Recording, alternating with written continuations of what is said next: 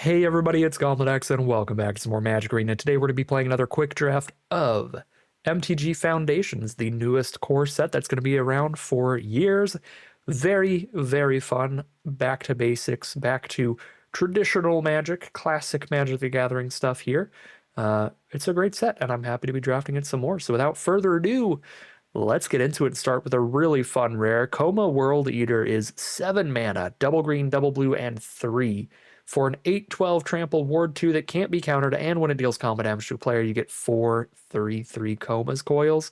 Really, really fun finisher. It's for a very specific deck. It's very hard to cast, but it really rewards you where if you do get there and you manage to cast it, you are almost guaranteed to win that game. So see if we can't go for a pretty fun green-blue ramp deck. And the ramp decks can also splash around somewhat easier than anything else. So we can take this Ashroot Animus that just got passed to us. This card is great. It's like 8 power and toughness on attacks because it's a 4 mana 4/4 trample that gives another creature +4/+4 trample every time it attacks. So that card is really strong. Pretty wild to see it passed. But this is a quick draft, which means that we are drafting with bots. So we will never know their true thoughts and why they took that there. Pick 3 is actually pretty interesting because there's a lot of very good options here.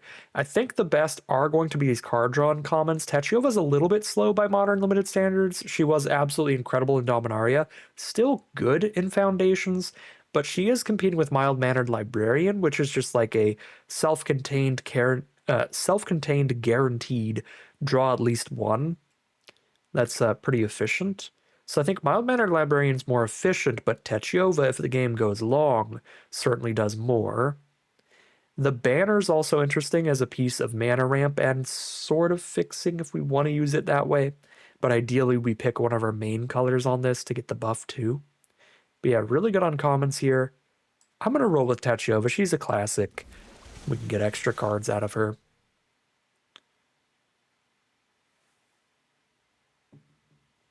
Pick number 4 is kind of a big miss here. The cards in green, blue, and red are just not exciting. Some of them are borderline unplayable. So I don't think I would be running any of them in our green, blue, red deck. So we go off color and speculate on the best off color card, which is Bake into a Pie. Pick number 5, Big Fin Bouncer is a great tempo play, or Refute is great interaction. That also sets up your draws. I like those quite a lot. Wildwood Scourge is fun too. It's pretty flexible in terms of when you're casting it, but we're not going to be a counter deck or anything special. So it's really just going to be the X mana XX, which is fine. Rather take a blue piece of interaction, I think. And I think being a green-blue deck, we're going to be a little bit more like playing to the board than having a bunch of instants all the time. So I'm going to go Big Fin Bouncer over Refute. Every blue deck we've drafted so far, I would be taking Refute over Bouncer most of the time, but I think this deck's going to be a little different here, being the rampier green, blue, red colors. Ambush Wolf is okay. Ambush Wolf's pretty good with Ashroot Animist. Any high power creatures are great with that. Yeah, we'll take the Ambush Wolf over speculating on Infestation Sage. It's close because I think Infestation Sage is much better. I think that's the best card in this pack. But I just don't know how likely we are to go black by the end of this. I mean, maybe. Maybe we end up like blue, black, splash green or something crazy.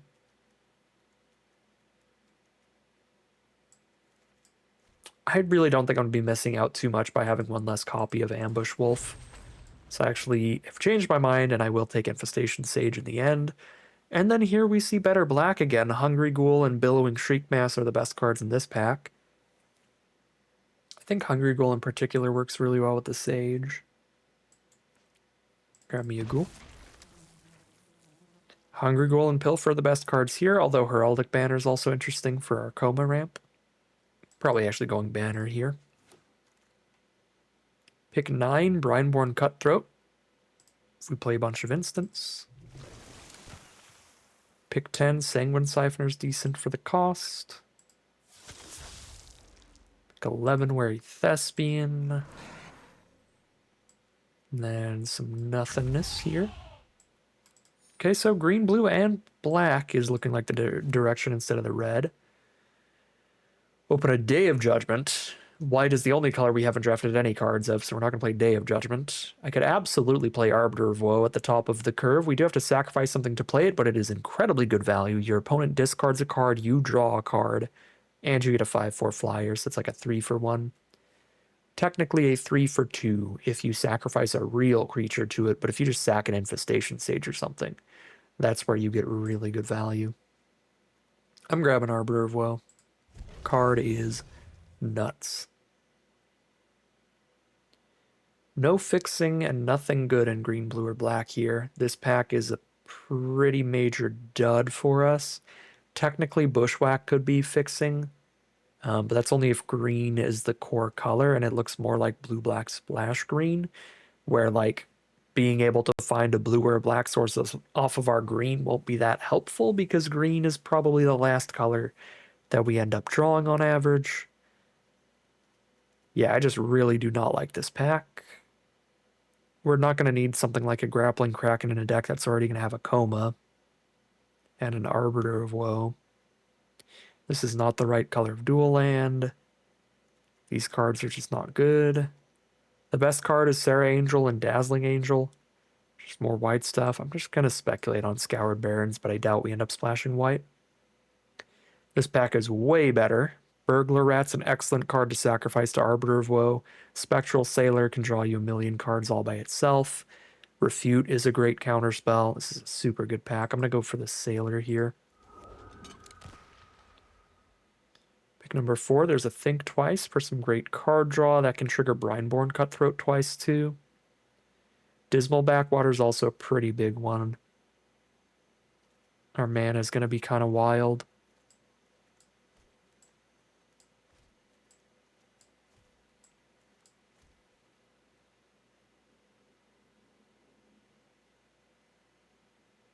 I think I'm going to take duels over like everything here, considering we have like double green to splash. So yeah, now we take Jungle Hollow.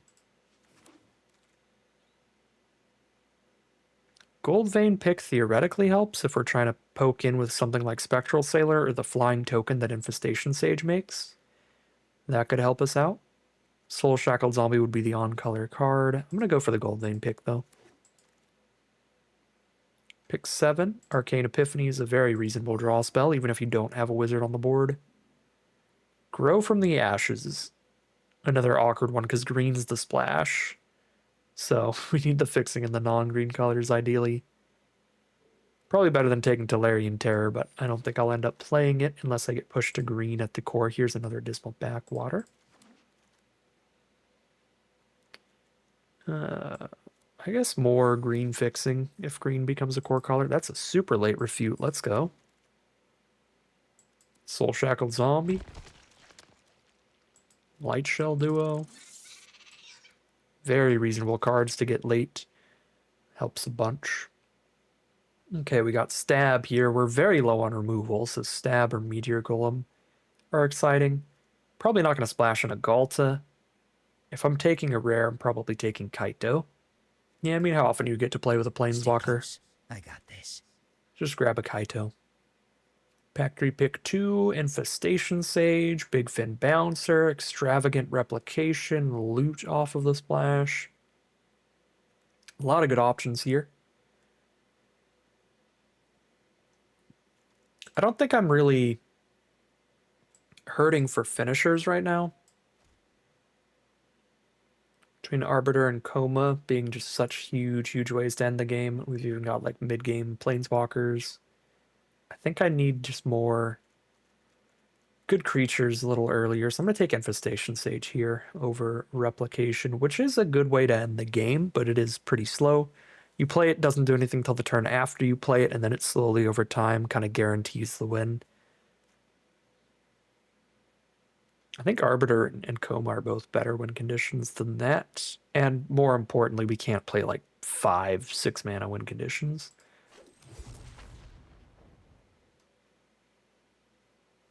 Think Twice, Arcane Epiphany, Hungry Ghoul.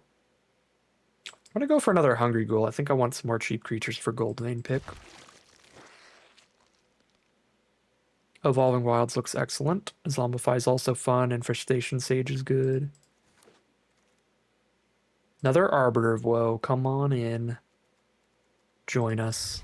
There we go. There's our third big 6 mana plus finisher. I'd rather have 2 Arbiters and a Koma than Arbiter, Koma, and a Replication. Vampire Soulcaller or a second Gold Vein pick. Hopefully we've done enough work in terms of getting these duels and Evolving Wilds that'll get us there. Come on, Soulcaller. We need a few more non-land cards to finish this deck. Another Burglar Rat in a double Arbiter of Woe deck. Burglar Rat is going to go far.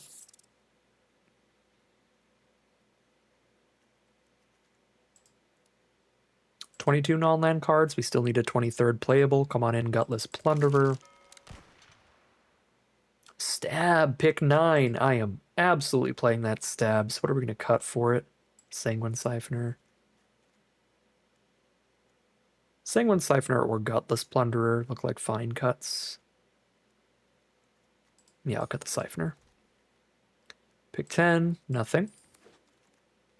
Pick 11, nothing. And pick 12, nothing. Pick 13, nothing. All right, we got a deck. We just need to adjust that mana base. The blue-black splash in a double green Koma deck. Got a lot of card draw to dig through our deck for that second green source in the late game. Pretty strong blue-black core to the deck. We got a Kaito in here too. This is definitely our most bomb-heavy deck, our most rare-heavy deck we've drafted in Foundations this return trip. But it's also, you know, the most awkward mana base for sure. But it's going to be fun. 12 black cards and 9 blue. 5, 6, 7, 8, 9 black sources. That's pretty good. 5, 6, 7, 8 blue sources. Good enough for me. Yeah, call it a deck there. Hop in the gameplay. See how far this one can take us. All right, here we are on the play for game number 1. It's a pretty good start here.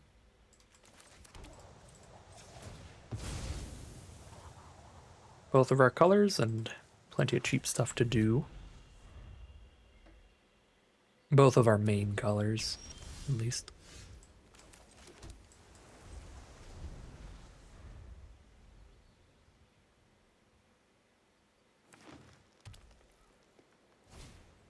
Wary Thespian. Burglar Rat's really nice against that.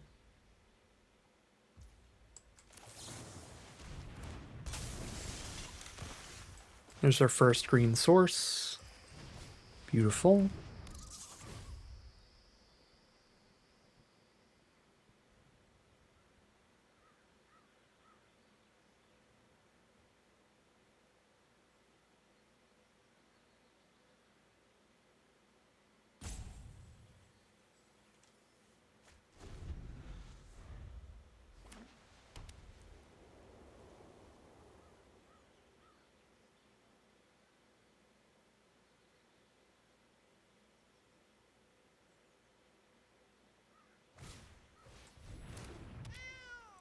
Burglar Rat is really good in this matchup. They have a Savannah Lions as well. Another 1 toughness creature.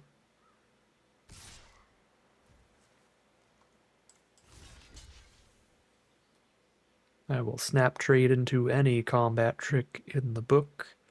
Burglar Rat has already taken down a Cackling Prowler. Oh, wow. Alright, it's a full trade, so we get to clear out the Wary Thespian as well. They did bite down our other creature, but that's okay. Just a 1-for-1 removal spell. I'm not going to bake a Savannah Lions into a pie, so we'll lead with our Hungry Ghoul here. So we can get our raid trigger on the Gutless Plunderer.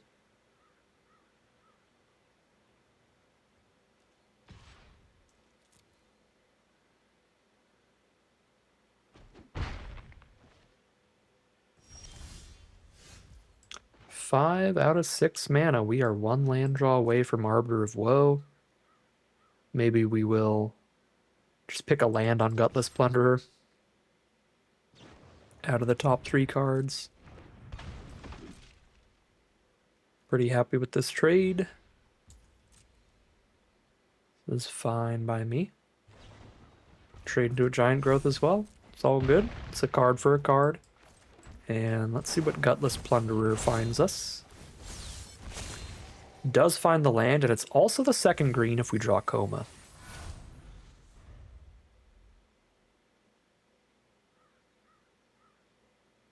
If they have a removal spell to throw at our Death Toucher, that will be pretty awkward here, because that would keep the Arbiter of Woe stuck in our hand. No blocks. Take 5, we're down to 14. Our opponent seems to be on all spells, no lands, which is concerning. Okay, they are going to ramp up with Grow from the Ashes and grab a land. Okay, let's get a couple damage in for free, and then drop the Arbiter. That enter effect is going to be brutal here. They have all spells in their hand.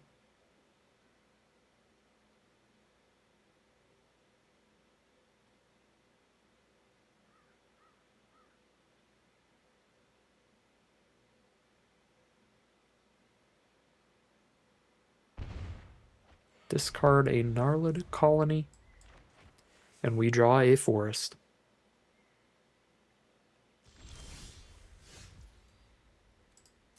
Okay.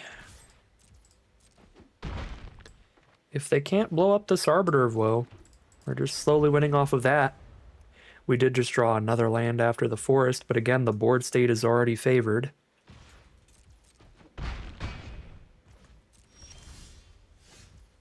How does this work? Whenever a creature controlled deals combat damage to a player, put a loyalty counter on Kaito. Okay, so I play Kaito pre-combat. If you want a better world, then fight for it. It pays to have connections. Your secrets will be mine.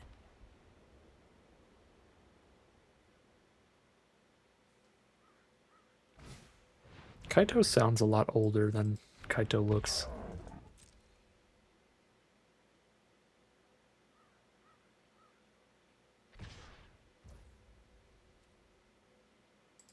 Alright, they are dead. We blow up the giants.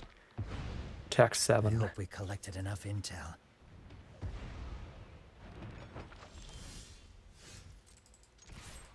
And that'll do it. That is 1-0 heading into game number 2. Alright, here we are on the play for game number 2. We need to draw some lands for this hand, but outside of that, it is pretty great having both of our main 2 colors right off the bat.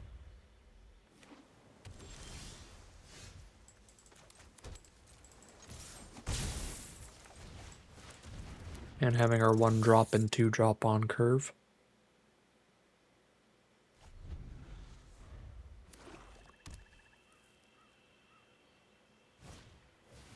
Mischievous Mystic. I would like to blow that up as soon as possible, but we do not have interaction like that. It's the card that spits out a 1/1 flyer. Every turn they draw a second card, which is pretty easy to do in the blue-black color pair. And there is the other mythic uncommon, the Dreadwing Scavenger. This card is nuts. Draw a card, discard a card every time it enters or attacks, so it single-handedly triggers the Mischievous Mystic every turn. And this is looking like a real bad one. We are playing against the strongest deck in the set, one that we have 7-1 our draft with. And we are missing the correct colors here, hitting a double blue card. So now we're playing off curve while they just have the Dream Team kind of Splinter Twin Wombo combo of the color pair. Alright, that's probably it. Missing a couple lands in a row there. Against these two. There's plenty of hands where like we would have the time to draw farther, but definitely not against Mischievous Mystic plus Scavenger. Every turn we miss, their lead gets much larger with those combined. Alright. That's good enough for me. That'll be 1-1 heading into game number 3. Alright, here we are on the play for game number 3. We got much better mana this time. We're guaranteed to be able to cast anything that we draw. But that's the risk of this hand, is that this hand could lose pretty hard if it just draws lands. This hand could easily flood out. Kind of the opposite of our last hand.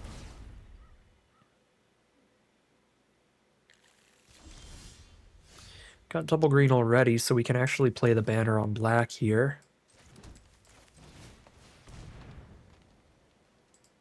Not only does that give us the second black for the Arbiters, but it actually buffs our creatures.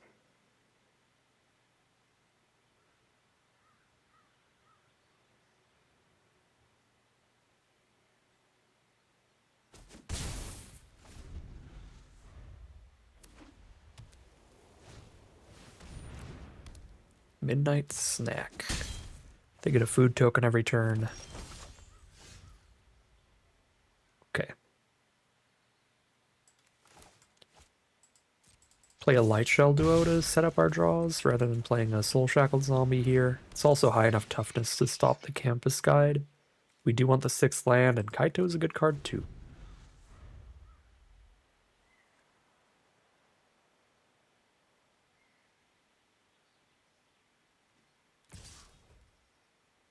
Okay, you can do whatever trick you want to my 3/4. Stroke of Midnight is super fine. That 1/1 token also could trade into Campus Guide. I think we sack the Sage and get our flyer.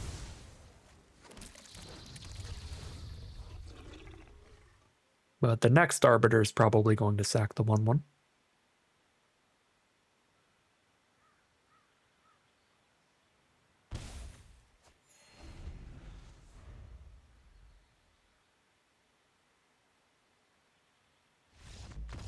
There's the concession from our opponent. They could not find more mana, and that is going to be game 2-1 heading to game 4. This is a heavy blue hand this time, but we'll still keep it. We can Evolving Wilds into the double blue, go Cutthroat into Kaito.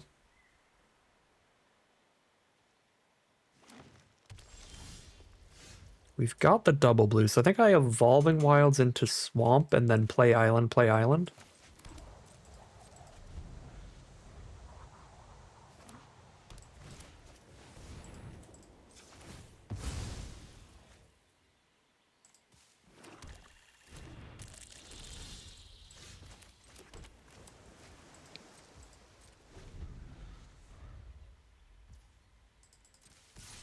Really tempted to trade the Cutthroat into that before it gets any bigger, because it can keep getting counters on itself. But Kaito also really wants us to damage our opponent. So if I trade, I can't send the Cutthroat at them.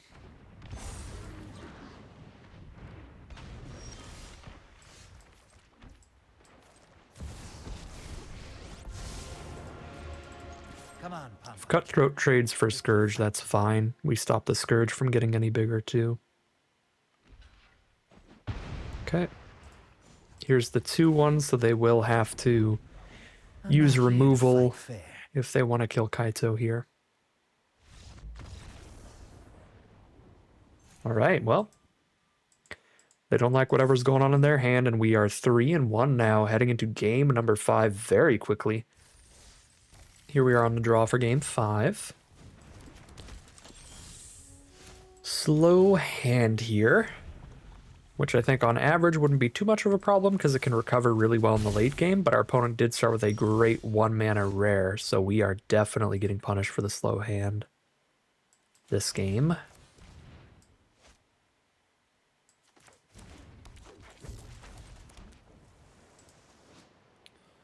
Because that can become a 3/2 double strike next turn. That is really not good. And they can do that at instant speed. So if I choose not to block, they just respond by going like, okay, hit you for 6 and draw 2 cards. Play them this turn only, and then maybe... Okay, so they don't draw any cards this turn if they hit us. Okay, I think I just need to chump this turn, chump next turn, and then bake into a bye.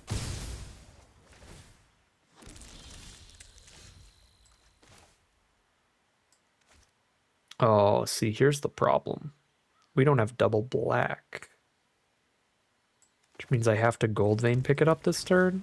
Oh, Oh no. We have to take a hit. This would play the same either way, because if I chose not to block Kellen, I would still have to put the pick on and attack this turn and then let Kellen hit us this turn, so... But it is brutal to get hit by the Kellen, because then Kellen does get the actual draw here.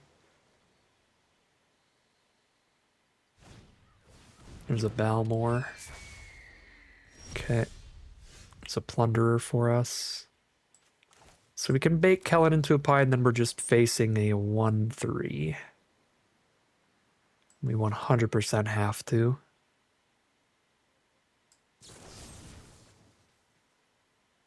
I mean, I could try to have a Light Shell Duo block, but any removal or combat trick that will not deal with Kellen.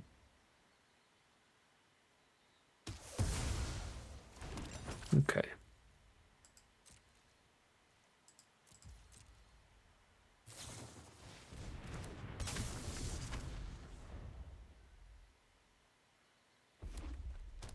Now we're going to have really close decisions between holding damage off or trying to keep this flyer around to get more treasures off the pick. Any spell that they cast is going to buff their board so much with prowess plus +1/+0 trample that I think I have to just stop damage. They have to have 2 spells to get the Elementalist high enough toughness to live here. Oh my god. Okay, well, I think we just die no matter what we do this game. That's how it's shaping up here. Because now they can just cast Think Twice again with the Balmor on the board, +1/+0 to everybody. 2, 3, 4, 5, 6, 7, 8, 9. I stopped the 3, so 1, 2, 3, 4, 5, 6. Okay, they just need any other instant or sorcery and we're dead. Otherwise, I could block the Adept and go to 1. Alright. That was a bonkers hand from our opponent. Far too fast for our slower keep there. I mean, Kellen alone just immediately doming for 6 and drawing an extra card and forcing a chump.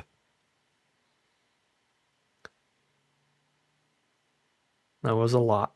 And that is 3-2 heading into game 6. Another slower hand here for game number 6. We are on the draw. We've got a Death Toucher turn 3. And we've got all of our colors. I'm going to keep it. Cross those fingers. We're playing against another red deck, though.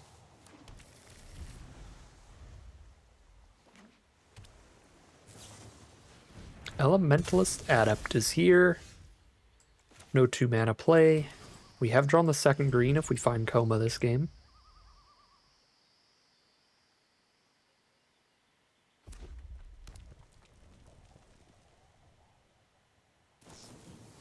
Thrill of Possibility, discard 1, draw 2. Poke for 3. As always, casually draw the 1-drop, turn 3.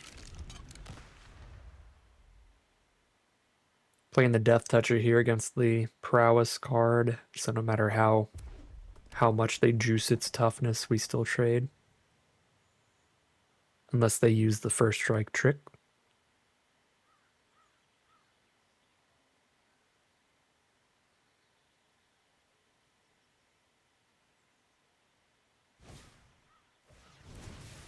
Okay. Bolt Wave for Prowess.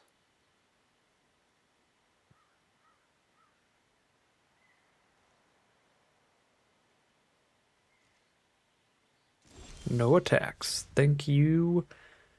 Gutless Plunderer. There's no creatures in grave for the Soul Shackled Zombie, so let's play the tap land and the Infestation Sage.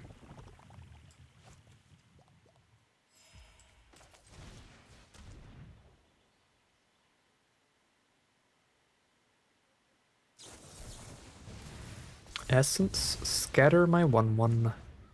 Sure. It's gonna make it harder to get this Arbiter of Woe down. Big Fin bounce the Plunderer, poke for 2. Archer. Vampire Soul Collar. That can't block. So I don't think I'm playing it this turn. It also wants me to leave my Sage in the graveyard for Soul Shackled Zombie.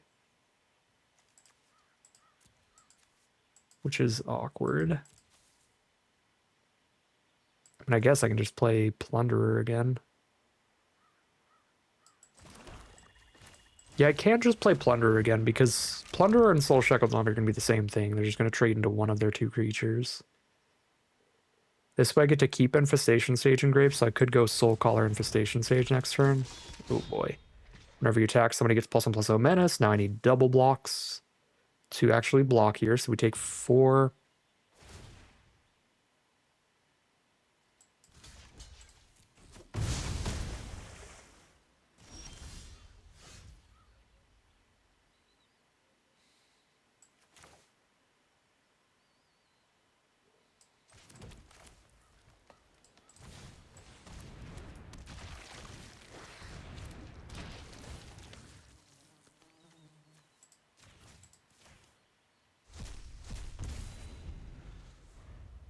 Play Hungry Ghoul and Soul Shackled Zombie instead of Soul Collar in the 1/1. So we're playing creatures that can immediately block.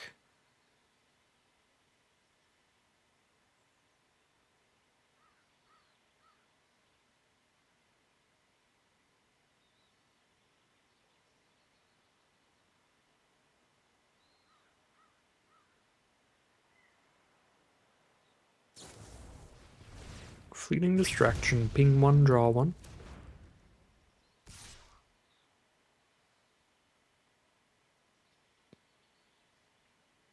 If I double block here, I lose both my creatures and I can't play the Arbiter. I think I need the Arbiter, sadly. So go to 7.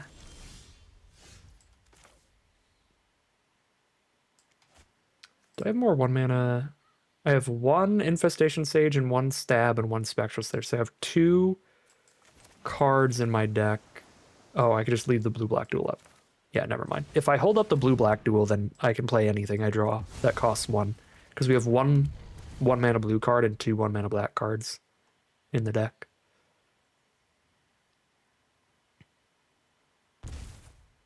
Okay, we just hit an island anyway. Got rid of an Icewind Elemental off the discard. Good stuff. This Battle Song Berserker, though, is shredding us. Should think twice for some pings.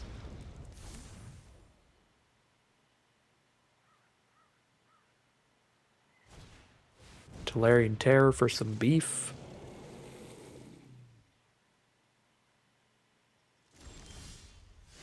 There's Stab, okay. Soul Collar, play the 1/1 hold up Stab. I really need to be playing to the board every single turn. A Hunger Ghoul might be better than Infestation Sage here.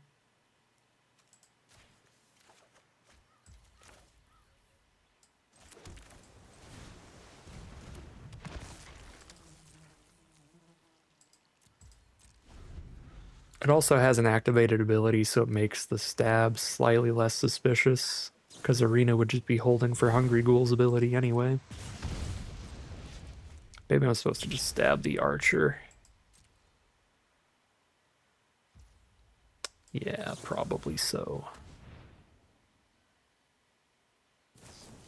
Bruh.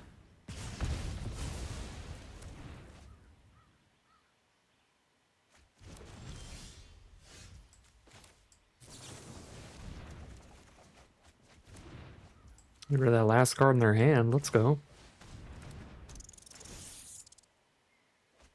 It's an island. Lame.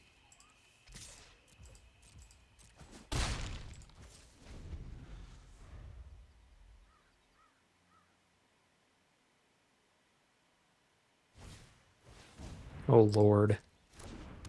If they draw like any instant or sorcery, we're about to get double Balmord. There's 2 games in a row of the Balmor clutch.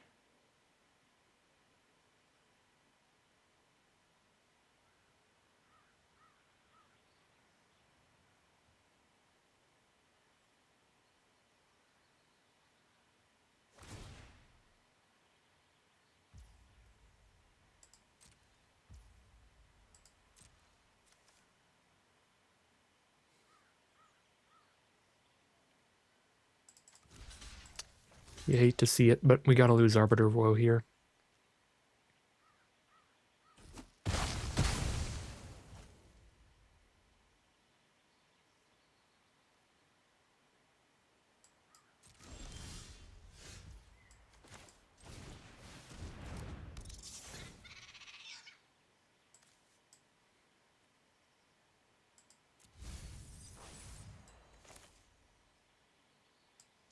I don't know if Kaito's enough for us.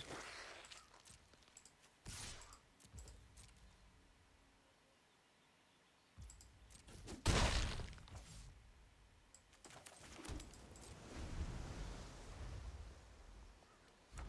mean, one unblockable Hungry Ghoul.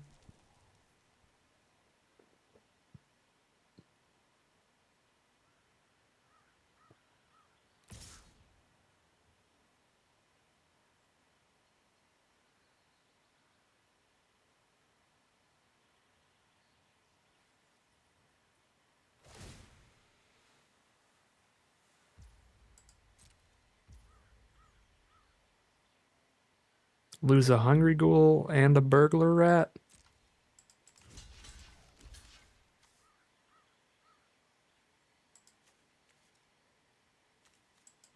I think I'd rather lose a Ghoul and a Rat.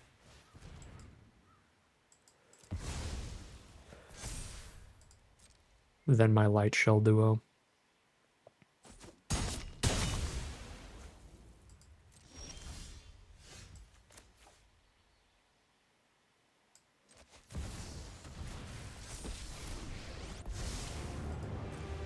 Whatever you need, I've got it.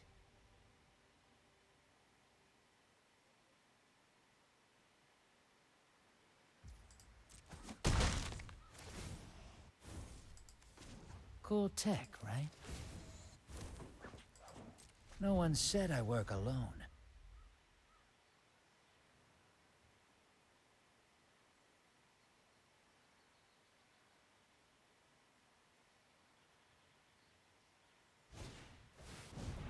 Big Fan Bouncer is big here.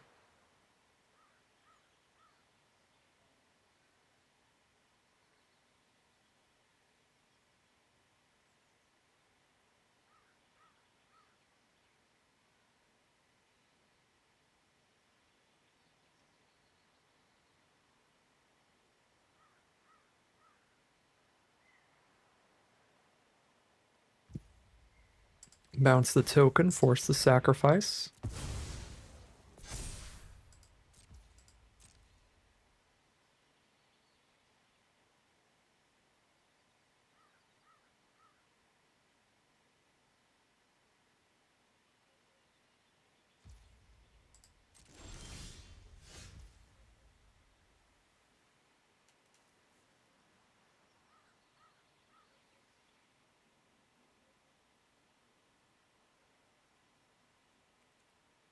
We're so dead to any instant or sorcery still. Let's poke for 3, make a ninja.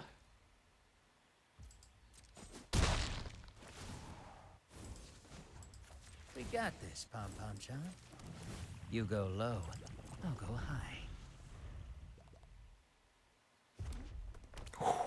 We're so lucky this game. They've been flooding bad.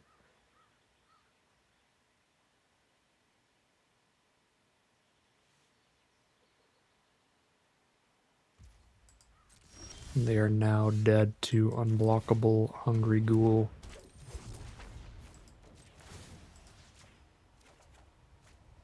Follow me, Pom Pom Chan.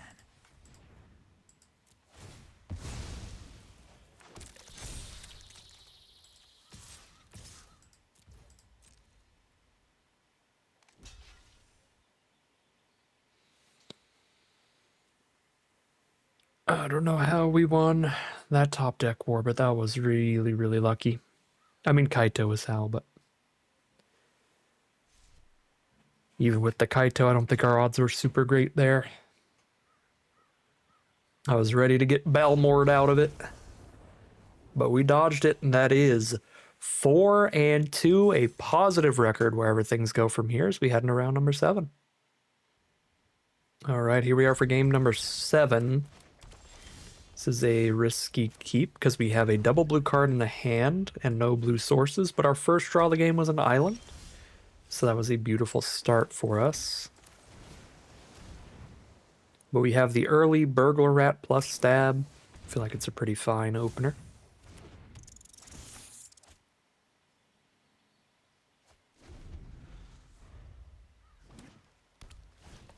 Played against green-blue. There's their Eager Truffle Snout, small enough to die to a Stab.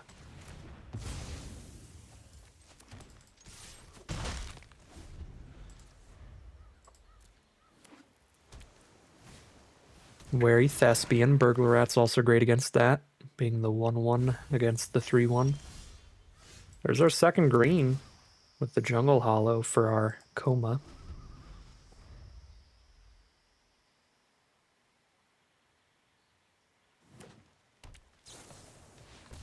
Feybloom Trick. Get a couple 1-1s and tap the Burglar Rat. It's Kaito, but we just play Light Shell Duo.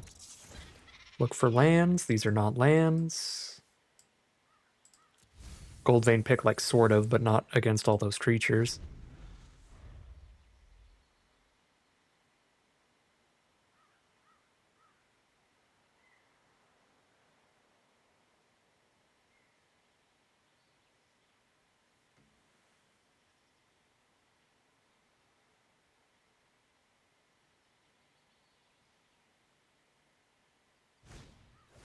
Grow from the Ashes. They're going to grab whatever basic out of their deck. Just get a third blue.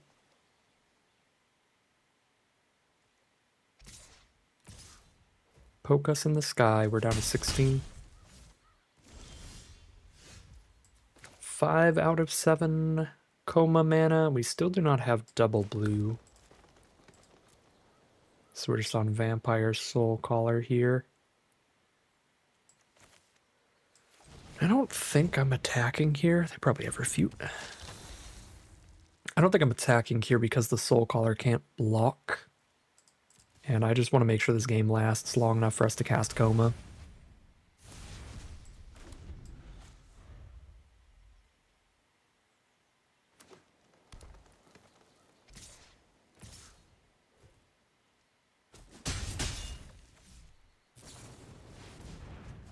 It's a big Arcane Epiphany. Miss another land.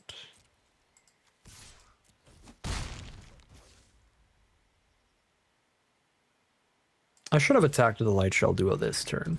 I mean, I'm casting 2 more creatures that can block here, so we definitely can block. With or without the duo at this point.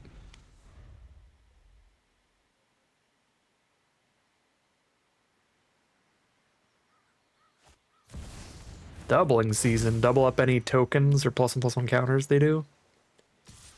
Potentially horrific. But so far, doesn't do anything by itself.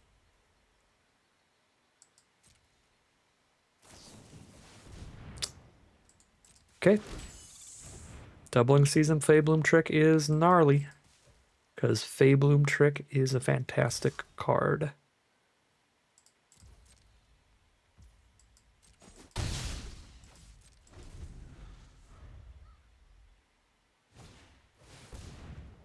The Elf Soren Giant with the landfall triggers.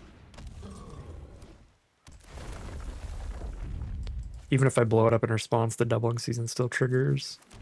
It's a shame I can't... Lands don't go on the stack, so I can't kill it before they get their tokens.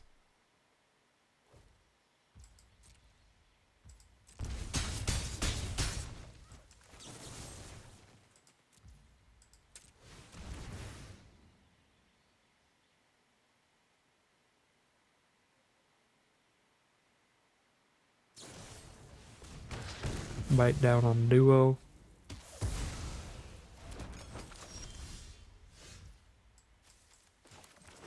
Now I've got Arbiter mana. Get rid of their last card in hand, get a flying blocker up off of Infestation Sage.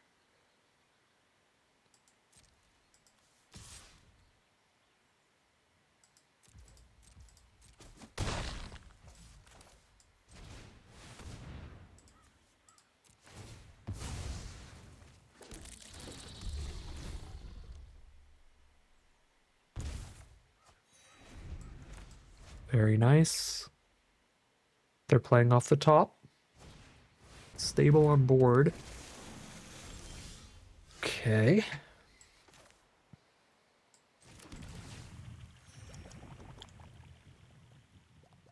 Kaito is a 2-turn kill. Oh, I don't have double blue anyway.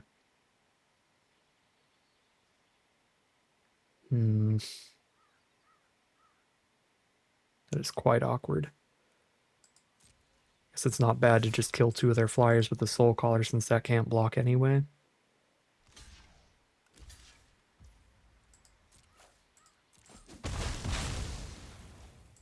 Okay, we'll have the second blue next turn, though. So now any card they draw at this point is good now, because even lands draw them another card with Techova. Oh boy. Heraldic Banner to buff all the blue creatures. Scary.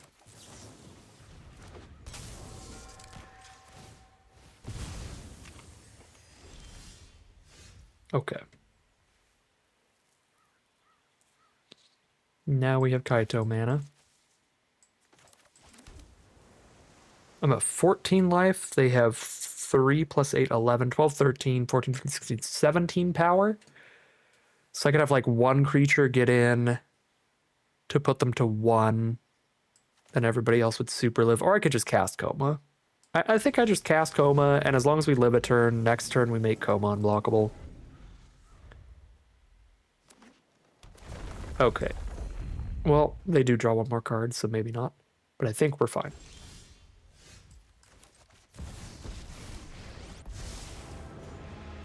Stick close. Ninja Koma. Yeah. Stick to the shadow. I really did not think we stood a chance there. They got the doubling season with the fairies and the elves. That was pretty sweet stuff from our opponent, but luckily they ran out of gas a little bit in the end there. We had our great rares of our own, our Koma in particular, to flip that game, and we are now 5-2 heading into game number 8. Here we are on the draw for game number 8. This is another Kaito hand. This one has it in the opener. We get to play Hungry Ghoul on 2 into the Kaito on 3.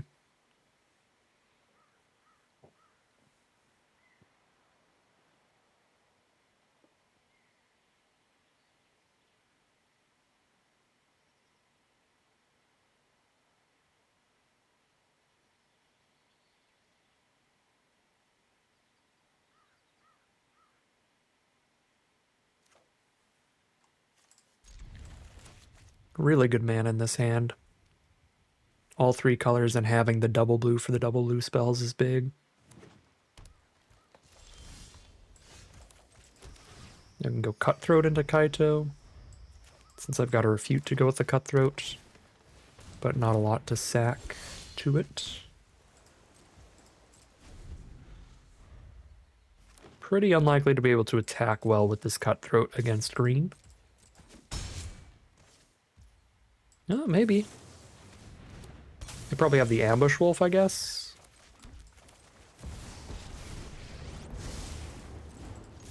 Whatever you Or need. nothing. Hey, take that. Don't worry, I'm in control. I'm not here to fight fair.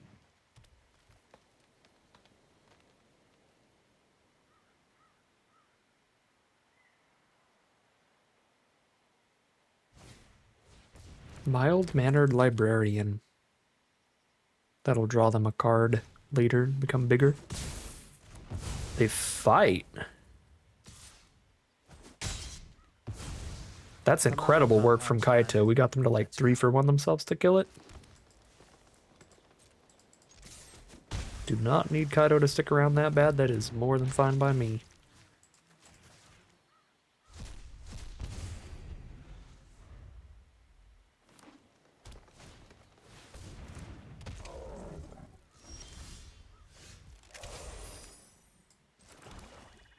Hold up a Refute, probably cast Epiphany though. At this point we are just working our way towards the 7 mana for Koma.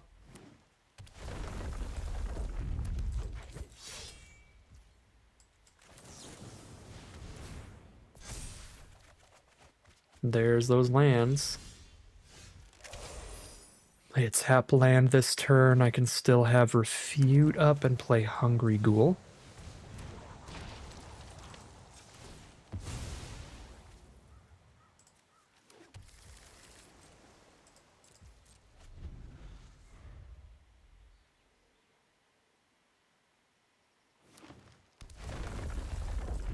Land 7 for our mono green opponent.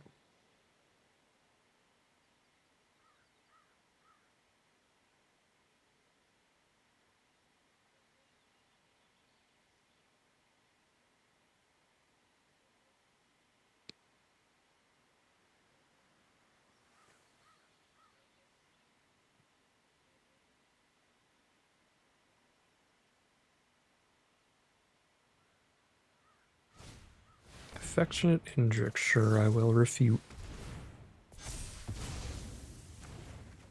Draw the 8th land, we can discard that.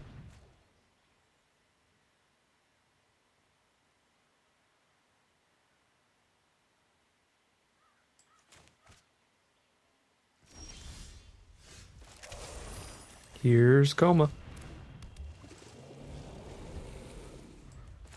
And there's the concession from our opponent. Just great rares doing great work. Kaito put them in a really rough spot there. Kaito got them to spend their mild-mannered librarian and their bushwhack and like send it Kaito specifically. Really good stuff. We are 6-2, officially making it all the way to the final battle. This will be the last game of Magic for today, whether we win or lose the final boss.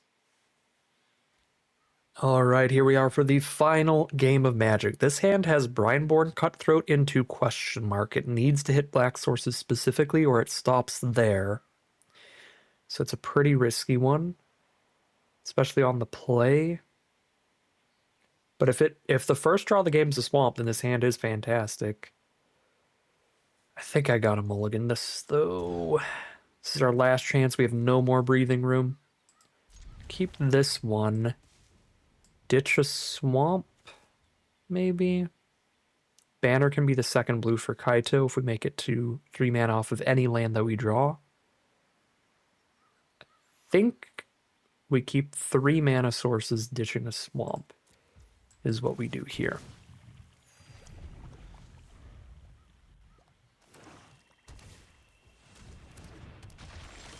First draws a stab for that Diregraph Ghoul.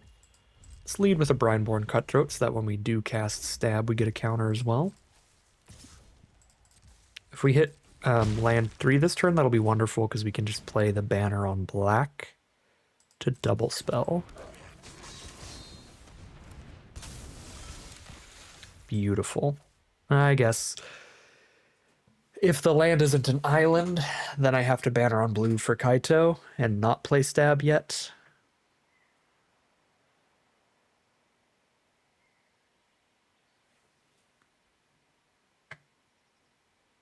Or I could just not play Banner yet. That's also pretty fine.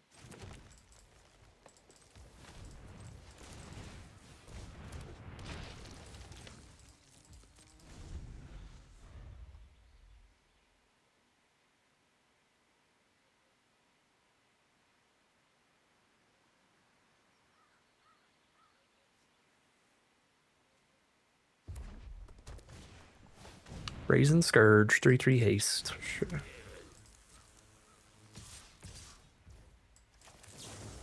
Stab Ghoul. Trade for haste. Hit the Kaito mana. I can play Kaito, force a bad block, or get a counter. There's nothing I can't steal. Get a counter. Get a ninja. Cool tech, right? It pays to have connections.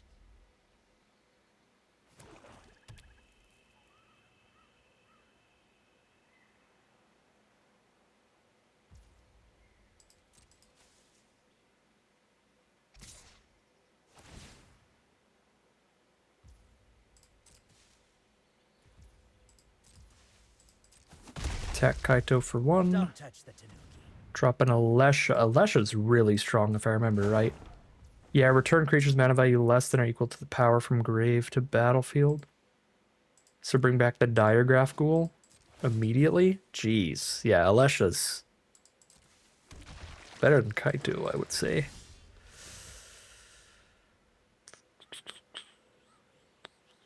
First strike too, so we can't even attack in here. Good lord. I guess I can send in the Hungry Ghoul. If they block, then sack a ninja.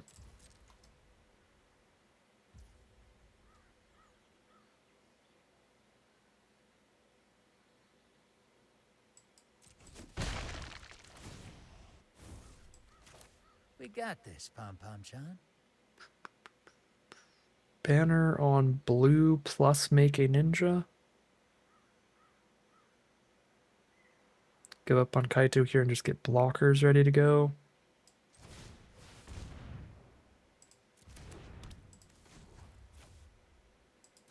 Think so. I've got friends everywhere.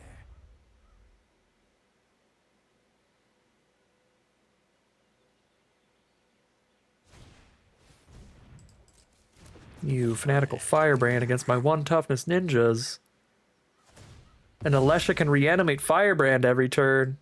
What a gross combo.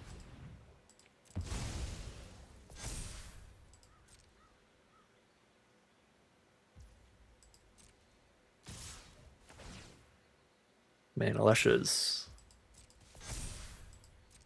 just gnarly here.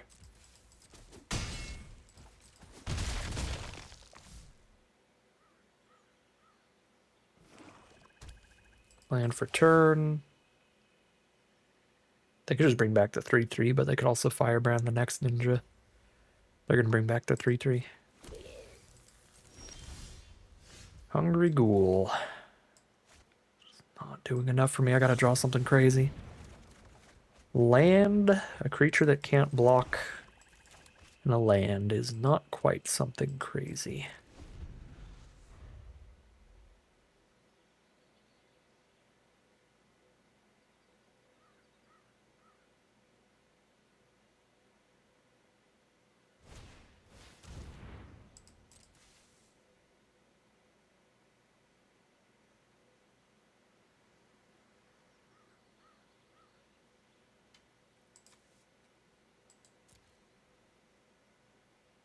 Pilfer the Soul Caller.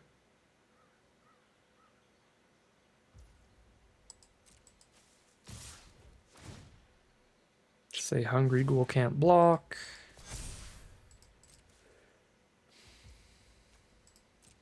So that I can't kill Alesha.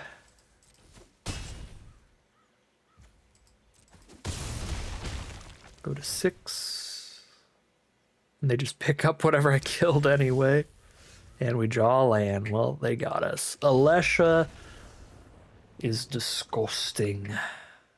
I guess if we held the stab, it would have been really hard to specifically foresee Alesha of all cards. Yeah. That's the only way that game goes different, is if we just hang on to stab and don't do anything with it. Then we have the stab ready for Alesha, and that's really the only card they had that mattered significantly.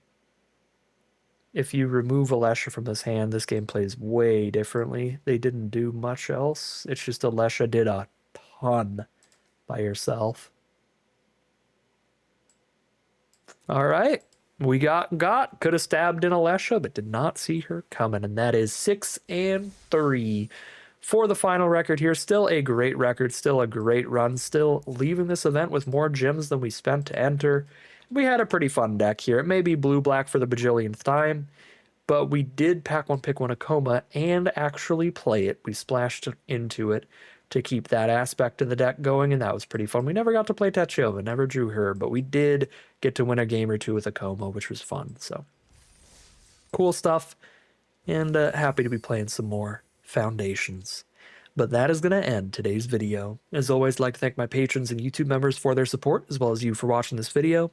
If you enjoyed it and you're interested in seeing some more, you can always like, comment, and subscribe to tell the YouTube algorithm to send you some more in your recommended feed. If you'd like to support the channel directly, you can check out the Patreon link in the description below. And other than that, as always, thank you very much for watching, and I'll see you again soon for some more Magic Arena.